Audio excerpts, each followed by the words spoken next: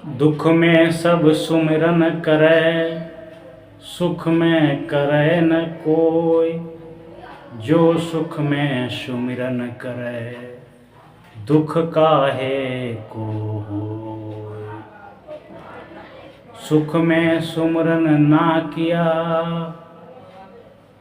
दुख में किया फरियाद।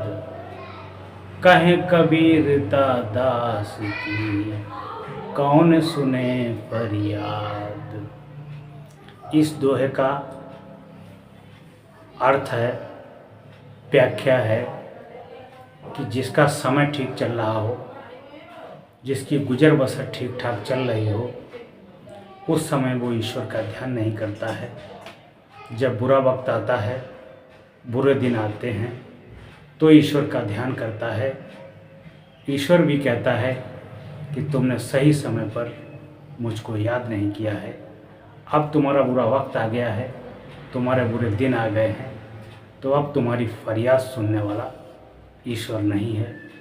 इसलिए जीवन में सुख शांति चाहते हो तो प्रतिदिन ईश्वर का गुणगान करो, ईश्वर की आराधना वंदना करो, ईश्वर की प्रार्थना करो, तो दुख आएगा ही नहीं। जब दुख आएगा तब तुम दुखी होकर के ईश्वर की वंदना प्रार्थना करते हो तो ईश्वर सुनता ही नहीं है।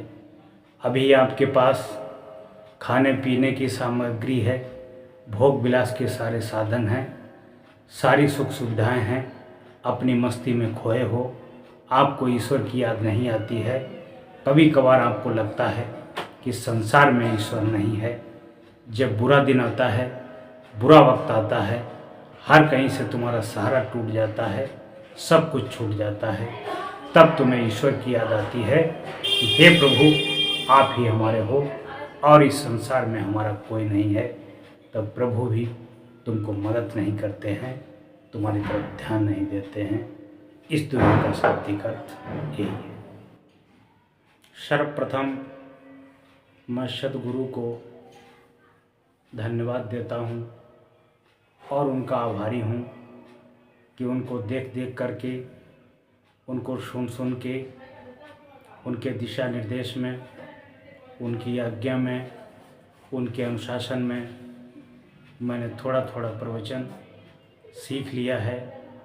और गुरुदेव भी कहते हैं कि मेरा प्रवचन सुना करो, सुन के कुछ याद किया करो, याद करके कुछ स्वाध्याय किया करो, कुछ किताबों से स्वाध्याय किया करो, धार्मिक ग्रंथों का भी अध्ययन किया करो। जो तुम सीखते हो, जो तुम्हें सत्य लगता है, वो अपनी वाणी से प्रचार प्रसार भी किया करो। इससे बहुत पुण्य प्राप्त होता है, इससे आपके खाते में बहुत पुण्य इकट्ठा होता है। अगर आपकी वाणी से, आपके समझाने से कोई एक व्यक्ति भी सुधर जाता है तो उसका पुण्य आपके खाते में इकट्ठा होता है। इसलिए धर्म की राह पर चल कर के लोगों को नए नए प्रवचन देना, नई नई सीख देना, नया नया ज्ञान देना, जीने की कला सिखाना, अवगुणों को दूर करना, उनके गुणों को विकसित करना, ये बहुत बड़ी कला है। यदि इसका प्रतिदिन आप ध्यान करते हैं, अध्ययन करते हैं, प्रचार प्रसार करते हैं, तो आपके जीवन में सुख शांति आएगी। आपका पुण्य प्रारब्ध सब इकट्ठा होकर आपका भाग्य बनेगा। भाग्य आपका इतना चमकेगा कि आपको धन्य बना देगा। इसलिए मैं गुरुदेव का आभारी हूँ और सदा आभारी रहूँगा कि उन्होंने मुझे इतना ज्ञान दिया और इस धर्म के मार्ग पर चलने की प्रेरणा दी। इंसान पूरी जिंदगी में जब से जन्म लेता है, मृत्यु तक सुख ढूंढता रहता है, शांति की खोज करता रहता है और सुख ढूंढने के लिए वन में जाता है, जंगलों में जाता है, कंदराओं में जाता है, गुफाओं में जाता है, 4 धामों की यात्रा करता है, 12 ज्योतिर्लिंगों के दर्शन करता है। गंगा, कावेरी, यमुना, सरजू, सतलज इनमें स्नान करता है, तीर्थों पर जाता है, दान पुण्य करता है, भंडारा करता है, किसी प्रकार से जीवन में सुख शांति आ जाए। सुख शांति बनाने के लिए व्यक्ति एक परिवार बनाता है। परिवार में पत्नी और बच्चे होते हैं। एक पिता सोचता है कि धीरे धीरे मेरा पुत्र बड़ा होगा तो मुझे सुख मिलेगा, मेरे काम का दायित्व बटेगा, मुझे काम से कुछ मुक्ति मिलेगी, मेरा भार कम होगा। माँ सोचती है कि पुत्र बड़ा होगा तो मेरी बहू आएगी, बहू से कुछ काम का हाथ बटेगा, घर में आराम मिलेगा, तीर्थ कर लूँगी, आराम कर लूँगी।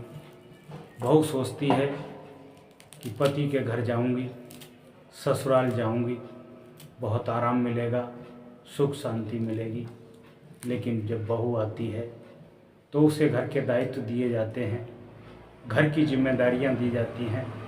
बहू का मन दुखी हो जाता है कि अभी मैं शादी होकर के आई थी, खुश होने के लिए आई थी, यहाँ तो मुझे इतना काम दे दिया गया है कि जिम्मेदारी हमसे संभल नहीं रही है।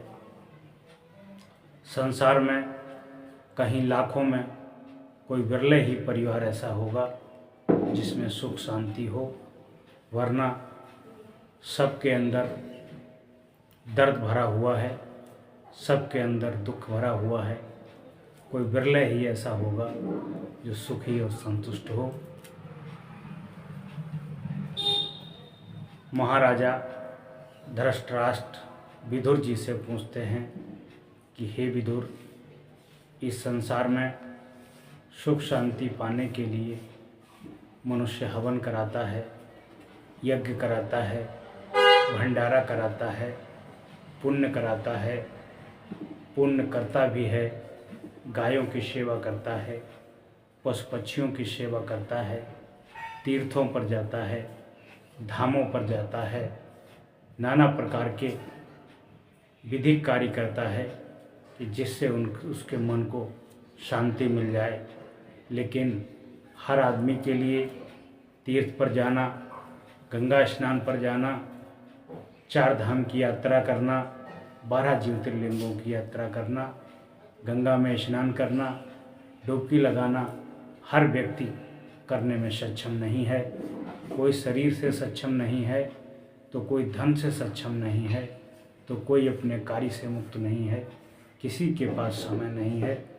कृपया करके कोई ऐसा उपाय बताइए कि कम समय में, कम खर्चे में व्यक्ति को घर में सारे तीर्थ के लाभ मिल जाएं, सारे गंगा स्नान के पुण्य प्राप्त हो जाएं, सारे धामों के पुण्य प्राप्त हो जाएं, सभी ज्योतिर्लिंगों को घूमने के पुण्य प्राप्त हो जाएं।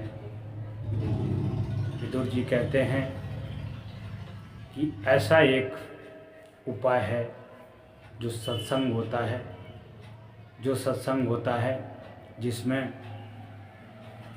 सत्संग में जाने से, सत्संग सुनने से, सत्संग करवाने से व्यक्ति को सभी तीर्थों पर जाने का पुण्य प्राप्त होता है, सभी गंगा में डुबकी लगाने का पुण्य प्राप्त होता है।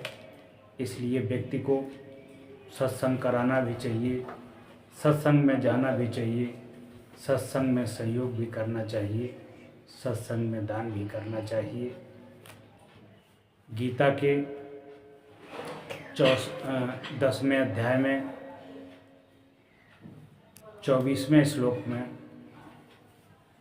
भगवान कृष्ण अर्जुन को बताते हैं कि संसार में 5 प्रकार के यज्ञ होते हैं, जिसमें देव यज्ञ होता है, पितृ योग होता है, भूत यज्ञ होता है, अतिथि यज्ञ होता है, आदि आदि यज्ञ होते हैं।